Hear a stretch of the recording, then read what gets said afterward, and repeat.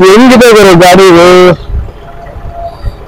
ಈ ಗಾಡಿಲಿ 63 HP power ಇದ್ರೂ ಕೂಡ ಅಷ್ಟು ಸೌಂಡೇ ಮಾಡದ, ಸೈಲೆಂಟ್ ಕಿಲ್ಲರ್ ಇದ್ದಂಗೆ.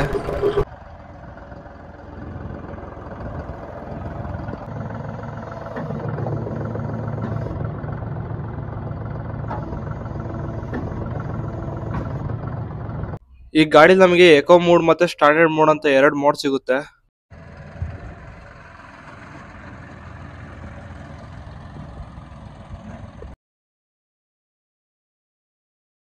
ಇವತ್ತು ನಾನ್ ವಿಡಿಯೋ ಮಾಡಕ್ ಬಂದಿರೋದು ಜಾಂಡೀರ್ನ 63 HP ರಣರಾಕ್ಷಸ ಜಾಂಡೀರ್ 5405 4 ವೀಲ್ ಡ್ರೈವ್ ಟ್ರ್ಯಾಕ್ಟರ್ ಗುರು. ಇದು ಈ ಗಾಡಿ ಲುಕ್ ನೋಡಿದ್ರೆ ನೆಕ್ಸ್ಟ್ ಲೆವೆಲ್ ಅನ್ಕೊಳ್ಳಿ.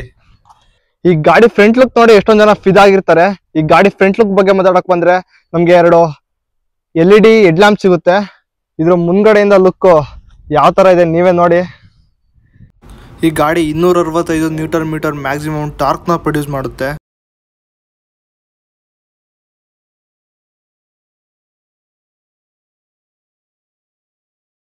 ಈ ಗಾಡಿ ನಮಗೆ ಸಿಗೋದು dual element dry air filter.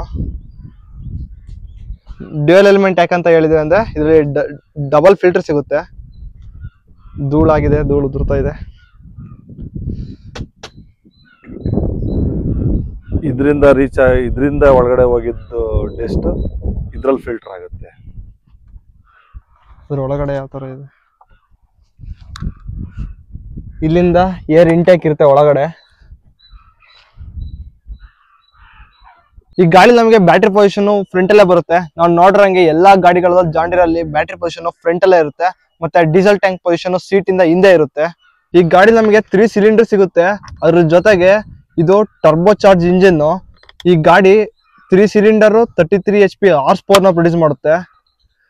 ಮತ್ತೆ ಈ ಗಾಡಿ ಕೂಲಿಂಗ್ ಸಿಸ್ಟಮ್ ಬಗ್ಗೆ ಮಾತಾಡಕ್ ಬಂದ್ರೆ ಈ ಗಾಡಿ ಯೂಸ್ ಮಾಡಿರೋದು ಟರ್ಬೋ ಇಂಜನ್, ಅದಕ್ಕೋಸ್ಕರ ಇದು ಟರ್ಬೋ ಕೂಲರ್. ಇದನ್ನ ಮುಟ್ಟಾಗ ಫೀಲ್ ಆಗ್ತಿರುತ್ತೆ ಎಷ್ಟು ಕೋಲ್ಡ್ ಆಗಿದೆ ಅಂತ. ಅಂದ್ರೆ ನಿಜವಾಗ್ಲು ಹೆಚ್ಚು ಕಮ್ಮಿ ಒಂದು 4 to 5 ಡಿಗ್ರಿ ಸೆಲ್ಸಿಯಸ್ ರೇಂಜ್ ಅಲ್ಲಿ ಇದೆ. ಮತ್ತೆ ಇದು oil gear box oil cooler.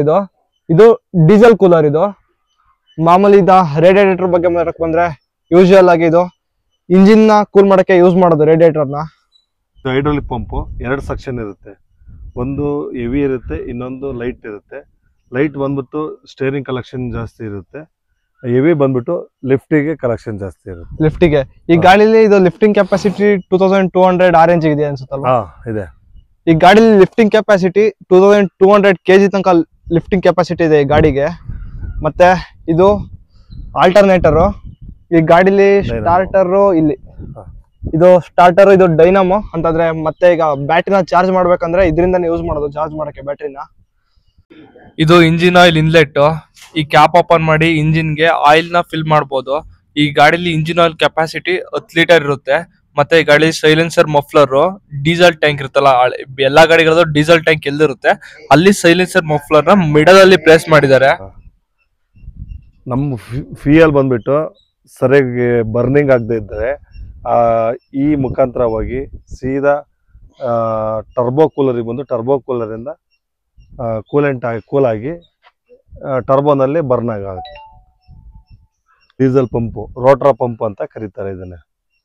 ಇದು ಅಡ್ವಾನ್ಸ್ ಟೆಕ್ನಾಲಜಿ ಏನ್ ಯೂಸ್ ಮಾಡಿದ್ದಾರೆ ಇದರಲ್ಲಿ?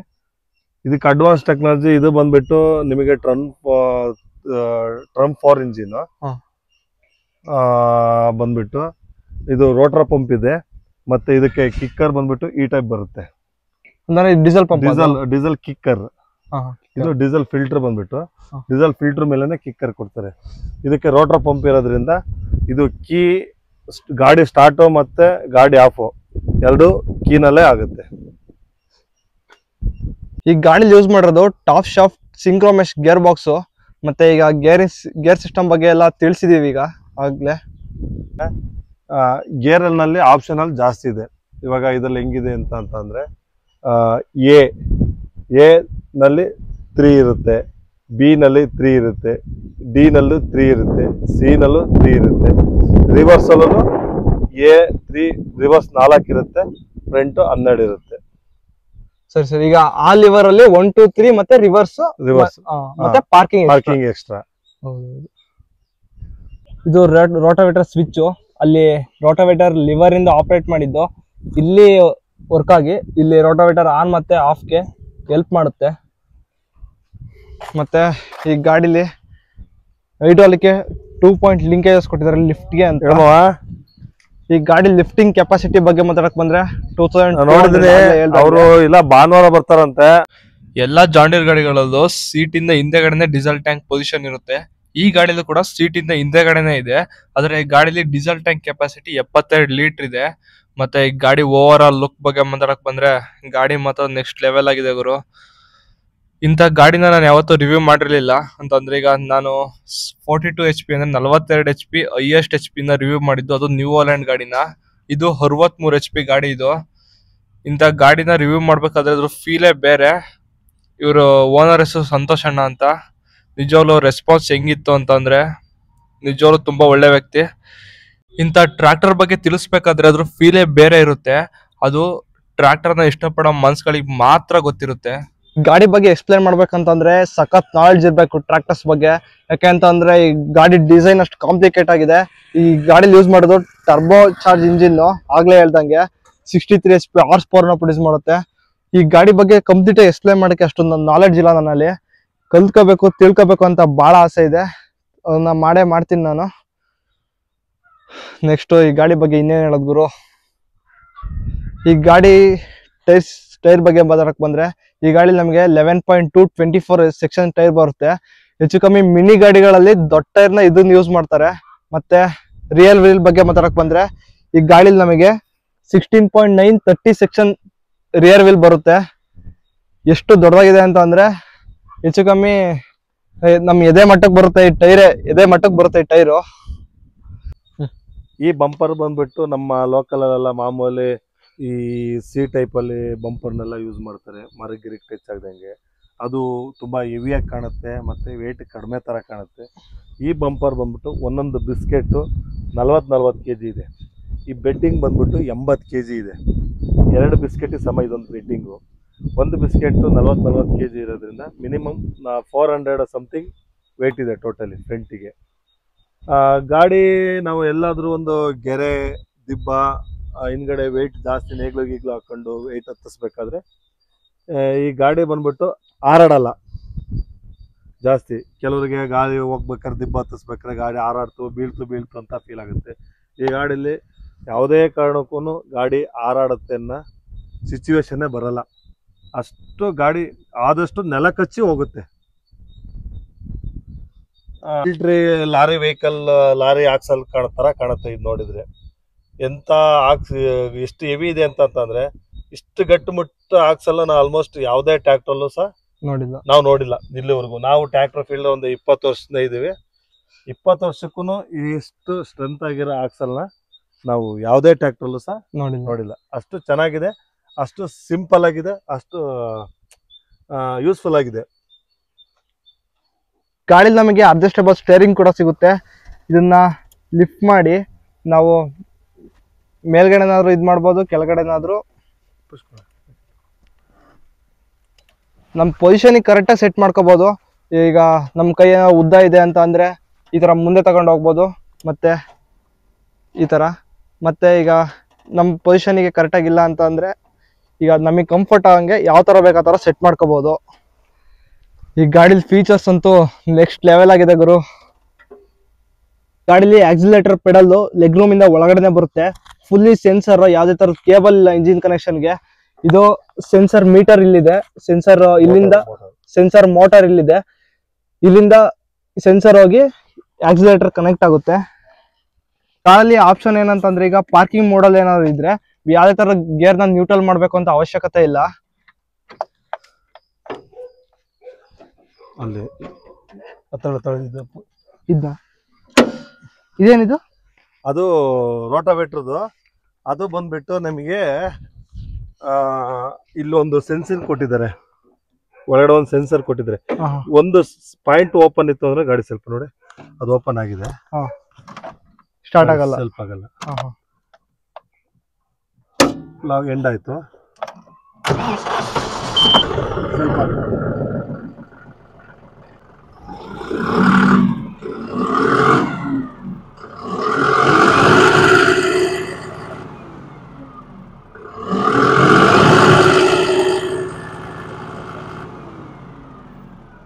ಮಾಮೂಲಿ ಎಲ್ಲಾ ಗಾಡಿಗೂ ಯಾವ ತರ ಇರುತ್ತೆ ಸೇಮ್ PTO.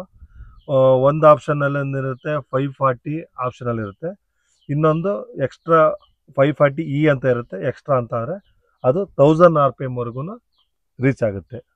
ಸೇಮ್ PTO ಎಲ್ಲಾ ಗಾಡಿಲೂ ಯಾವ ತರ ಇದೆ ಅದೇ PTO ಬರುತ್ತೆ. ಹೌದೌದು, ಈ ಗಾಡಿ ಸಿಗೋದು ನಮಗೆ ಹೆವಿ ಇದೆ. PTO ಬಂದ್ಬಿಟ್ಟು ಜಾಸ್ತಿ ಲೋಡ್ ಇದ್ರೂ ಕೆಲಸ ಮಾಡೋ ಕೆಪಾಸಿಟಿ ಈ PTOಗೆ ಈ ಗಾಡಿಗೂ ಇದೆ.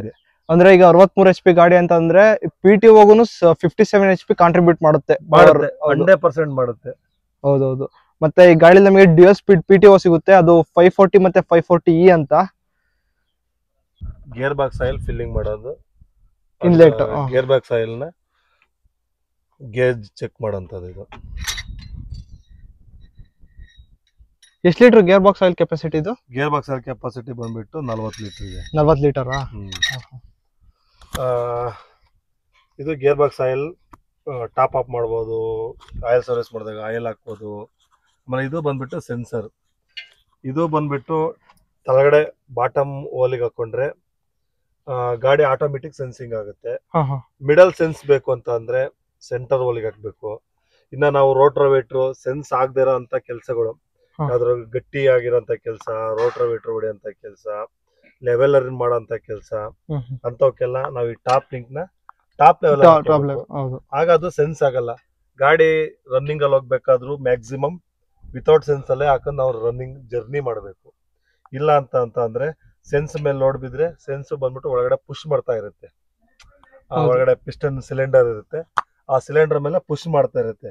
ಆ ಪುಷ್ ಮಾಡಿದಾಗ ಏನಾಗುತ್ತೆ, ಒಳಗಡೆ ಸೀಲ್ ಓಪನ್ ಆಗೋದು, ಇಲ್ಲ ಸಿಲಿಂಡರ್ ಓಪನ್ ಆಗೋದು, ಏನಾದ್ರೂ ಒಂದು ಸಣ್ಣ ಪುಟ್ಟ ಪ್ರಾಬ್ಲಮ್ ಆಗ ಚಾನ್ಸಸ್ ಇರುತ್ತೆ. ಮ್ಯಾಕ್ಸಿಮಮ್ ಜರ್ನಿ ನಾವು ಟ್ರಾವೆಲ್ ದೂರ ಒಂದು 5 ಕಿಲೋಮೀಟರ್ 4 ಕಿಲೋಮೀಟರ್ ಟ್ರಾವೆಲ್ ಮಾಡಬೇಕು ಅಂದಾಗ, ಗುಂಡಿ ಹಳ್ಳ ರೋಡ್ ಈತೆ ಅಂದಾಗ ನಾವು ಮ್ಯಾಕ್ಸಿಮಮ್ ಸೆನ್ಸ್ ನ ಟಾಪ್ ಲೆವೆಲ್ ಹಾಕಂದ್ರೆ ನಾವು ಜರ್ನಿ ಮಾಡಬೇಕು. ಕೆಲಸನ ನಾವು ಯಾವತ್ತು ಸೆನ್ಸ್ ಅವಶ್ಯಕತೆ 5 ನೇಗ್ಲು, ಸಿಂಗಲ್ ನೇಗ್ಲು, ಕಲ್ಟಿವೇಟ್ರು, ಎನಿವನ್ ಯಾವುದೇ ನೇಗ್ಲು ನಾವು ವರ್ಕ್ ಮಾಡಬೇಕು ಅನ್ನೋಗಿದ್ರೆ ಟಾಪ್ ಲೆವೆಲ್ ಅಲ್ಲಿ ಇಲ್ಲ ಮಿಡಲ್ ಲೆವೆಲ್ ಅಲ್ಲಿ ನಾವು ಪಿನ್ ಹಾಕೊಂಡು ನಾವು ಅದನ್ನ ಕೆಲಸ ಮಾಡ್ಕೋಬೇಕು. ಈ ಗಾಡಿಲಿ ಮೇಂಟೆನೆನ್ಸ್ ಕಾಸ್ಟ್ ಎಲ್ಲ ಎಷ್ಟು ಬರುತ್ತೆ?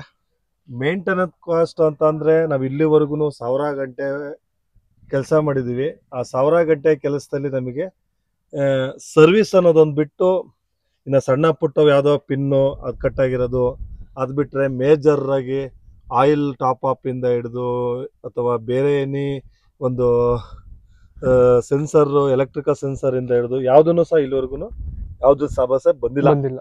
ಇನ್ಮೇಲೆ ಏನು ಅಂತ ಗೊತ್ತಿಲ್ಲ, ನೋಡ್ಬೇಕು. ಆಲ್ಮೋಸ್ಟ್ ಬರಕಲ್ಲ ಅಂತ ಅಂದ್ಕೊಂಡಿದೀವಿ. ಒಟ್ಟೆ ಅದೇನಾದ್ರೂ ಎಕ್ಸ್ಪೀರಿಯನ್ಸ್ ಆದಂಗೆ ಗೊತ್ತಾಗುತ್ತೆ. ಇನ್ನ ಈ ಲಿಫ್ಟ್ ಪೈಪ್ ಬಂದ್ಬಿಟ್ಟು ಡ್ಯುಯಲ್ ಲಿಫ್ಟ್ ಪೈಪ್ ಕೊಟ್ಟಿದ್ದಾರೆ. ಇದು ನಮಗೆ ರೋಟೆಡ್ ಪಲ್ಟಿ ನೇಗ್ಲ್ ಅಂತ ಕರಿತೀವಿ ನಾವು ಇದನ್ನ. ಇದಕ್ಕೆ ಒಂದು ಸಿಲಿಂಡರ್ ಇನ್ ಆದ್ರೆ ಒಂದು ಸಿಲಿಂಡರ್ ಔಟ್ ಆಗುತ್ತೆ ಆಯಿಲ್. 2 ಸಕ್ಷನ್ ಪೈಪ್ಗಳಿದಾವೆ. ಇದ್ರಲ್ಲಿ ಆಪ್ಷನಲ್ ಬೇಕು ಅಂತ ತಗೊಂಡ್ರೆ ನಿಮಗೆ 8 ಸಕ್ಷನ್ ಪೈಪ್ ಬೇಕಾದ್ರೂ ಹಾಕೊಡ್ತಾರೆ. ಬೇರೆ ಏನಾದ್ರು 8 ಸಕ್ಷನ್ ಪೈಪ್ ವರ್ಗು ಅಂದ್ರೆ ಸ್ಟಾಕ್ ಅಲ್ಲಿ ಹಾಕೊಡ್ತಾರಾ? ಸ್ಟಾಕ್ ಅಲ್ಲಿ ಆಪ್ಷನಲ್ ನಾವ್ ಬೇಕು ಅಂತ ಮೊದ್ಲು ಆಪ್ಷನಲ್ ಕೊಟ್ರೆ ಅದಕ್ಕೆ ಒಂದು ಪ್ರೈಸ್ ಇರುತ್ತದೆ. ಇಲ್ಲ ಅವ್ರವ್ರ ಡೀಲರ್ ಅಲ್ಲಿ ಅವ್ರವ್ರ ಕೊಟ್ಟಂಗೆ ಆಪ್ಷನಲ್ 8 ಪೈಪ್ ವರ್ಗು ಆಪ್ಷನಲ್ ಸಿಗುತ್ತೆ. ನೀವು ಬೇರೆ ಯಾವ್ದಾದ್ರು ಎಕ್ವಿಪ್ಮೆಂಟ್ಗಳು ಹಿಂದ್ಗಡೆ ಫಿಟ್ ಮಾಡಿ ಹೈಡ್ರೋಲಿಕಲ್ ವರ್ಕ್ ಆಗಂತ ಎಕ್ವಿಪ್ಮೆಂಟ್ ಏನಾದ್ರು ಯೂಸ್ ಮಾಡಿದ್ಮೇಲೆ ನೀವು ಅದನ್ನ ಆಪ್ಷನಲ್ ಆಗಿ ಹಾಕಿಸ್ಕೋಬಹುದು. ಬಂದ್ಬಿಟ್ಟು 12,000 ಇಂದ 14,000 ರೀಚ್ ಆದ್ಮೇಲೆ ಟರ್ಬೋ ಓಪನ್ ಆಗುತ್ತೆ. RPM ನಾರ್ಮಲ್ ಸೌಂಡ್ ಇದ್ರೆ ಈ ಸೌಂಡ್ ಇದ್ರೆ ಭಾರಿ ಡಿಫ್ರೆನ್ಸ್ ಇದೆ.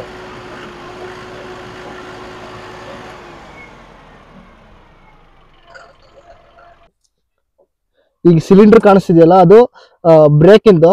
ಈ ಗಾಡಿಲಿ ನಮಗೆ ಆಯಿಲ್ ಇಮರ್ಸ್ ಬ್ರೇಕ್ ಸಿಗುತ್ತೆ. ಈ ಗಾಡಿಲೆಲ್ಲ ಹೈಡ್ರಾಲಿಕ್ಸ್ ಬ್ರೇಕ್ಸ್ ಯೂಸ್ ಮಾಡಿರೋದು. ಈ ಗಾಡಿ ಬಗ್ಗೆ ಇದೊಂದು ವಿಡಿಯೋದಲ್ಲಿ ಎಲ್ಲದನ್ನು ತಿಳಿಸಕ್ ಆಗಿಲ್ಲ. ಅಷ್ಟು ಫೀಚರ್ಸ್ ಇದೆ, ಅಷ್ಟು ಪವರ್ ಇದೆ, ಅಷ್ಟು ಕಾಂಪ್ಲಿಕೇಟೆಡ್ ಆಗಿದೆ ಗಾಡಿ ಇದು. ನೆಕ್ಸ್ಟ್ ವಿಡಿಯೋದಲ್ಲಿ ಎಲ್ಲ ಡೀಟೇಲ್ ಆಗಿ ಫೀಲ್ಡ್ ವರ್ಕ್ ಜೊತೆ ಮತ್ತೆ ಇದ್ರ ಹಿಸ್ಟ್ರಿ ಬಗ್ಗೆ ಎಲ್ಲ ನೀಟಾಗಿ ಹೇಳ್ತೀನಿ. ಯಾವ ತರ ವರ್ಕ್ ಆಗಿದೆ, ಸರ್ವಿಸ್ ಕಾಸ್ಟ್ ಎಷ್ಟು ಬರುತ್ತೆ, ಮತ್ತೆ ಇದರಲ್ಲಿ ಸ್ಮಾರ್ಟ್ ಫೀಚರ್ಸ್ JD ಲಿಂಕ್ ಅಂತ ಒಂದು ಸ್ಮಾರ್ಟ್ ಫೀಚರ್ ಬರುತ್ತೆ, ಆಪ್ ಜೊತೆ ಕನೆಕ್ಟ್ ಆಗುತ್ತೆ. ಅದ್ರ ಬಗ್ಗೆ ಫುಲ್ ಡೀಟೇಲ್ಸ್ ಸಿಗುತ್ತೆ. ನೆಕ್ಸ್ಟ್ ವಿಡಿಯೋನ ಬಿಡ್ದಂಗೆ ಖಂಡಿತ ನೋಡಿ. ಈ ತರ ಜಾಸ್ತಿ ವಿಡಿಯೋಗಳಿಗೋಸ್ಕರ ಚಾನಲ್ನ ಸಬ್ಸ್ಕ್ರೈಬ್ ಮಾಡಿ. Thank you guys. ಮತ್ತೆ ಯಾವ್ದಾದ್ರು ಟ್ರಾಕ್